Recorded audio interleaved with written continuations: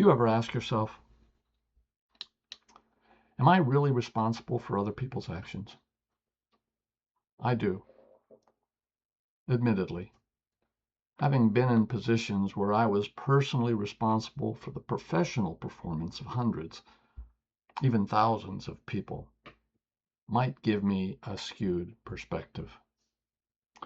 But I'm not talking about corporate leadership. I want to focus on a deeply personal level. Am I responsible for the actions of my grown children, my adult grandchildren, my next door neighbors, or complete strangers? Think about that for a second. When I do, I see a complex web of factors. So complex, in fact, that the possible answer, I am not responsible for the actions of anyone over the age of 18, feels distant, cold, and to me, immediately, fundamentally wrong. Let me give you a hypothetical example.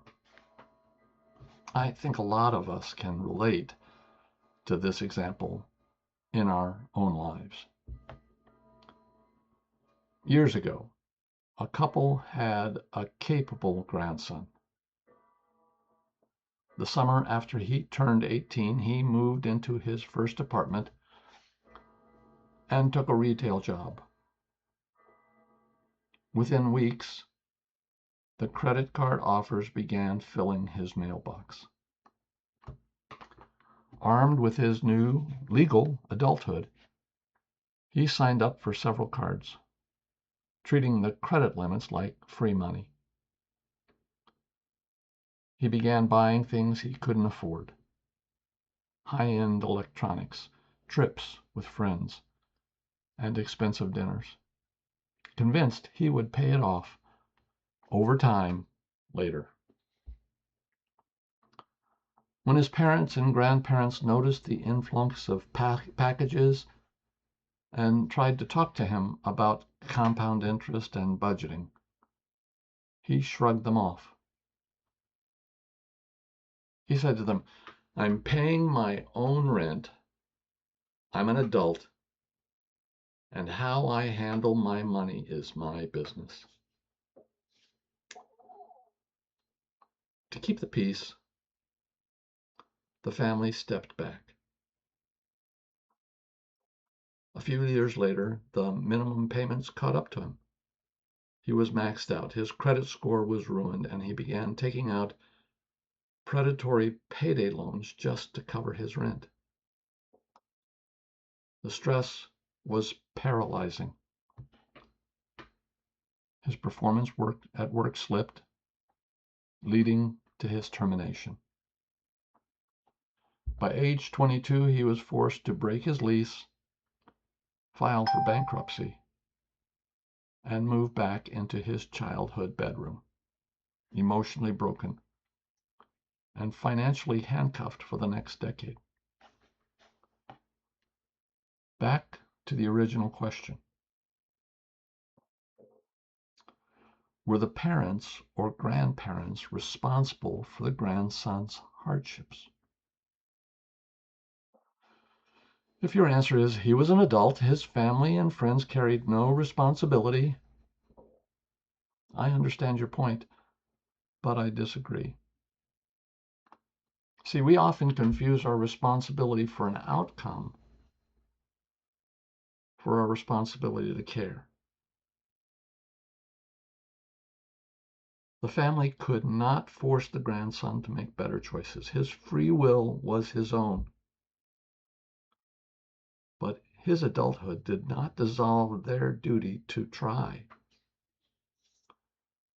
their duty to care. Our moral obligation to the welfare of others is not a legal contract that expires at age 18 or at any age. It is an active, lifelong debt we owe to the people around us.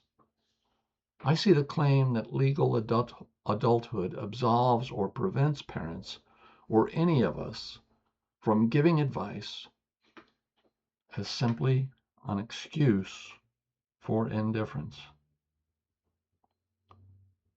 Now, I have seen many do this. Working as I have with young people who are of age but not really ready to make good decisions, you see a lot of leaders choose to turn a blind eye.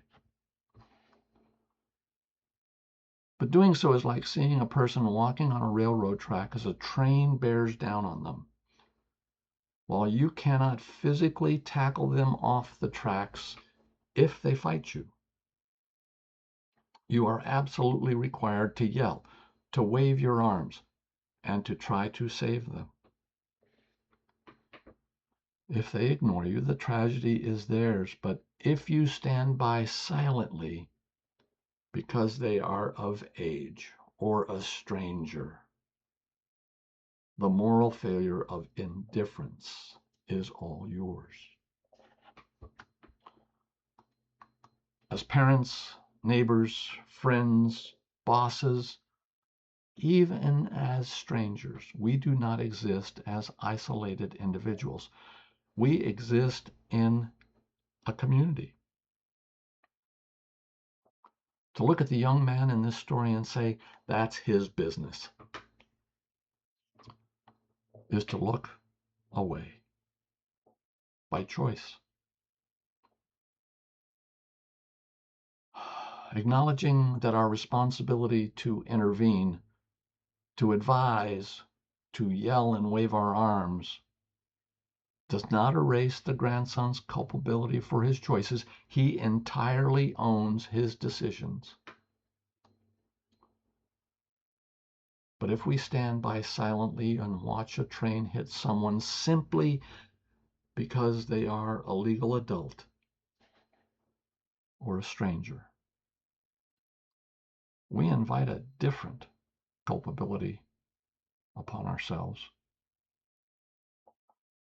Culpability for the moral failing of the silent bystanders. This, I believe. Aloha.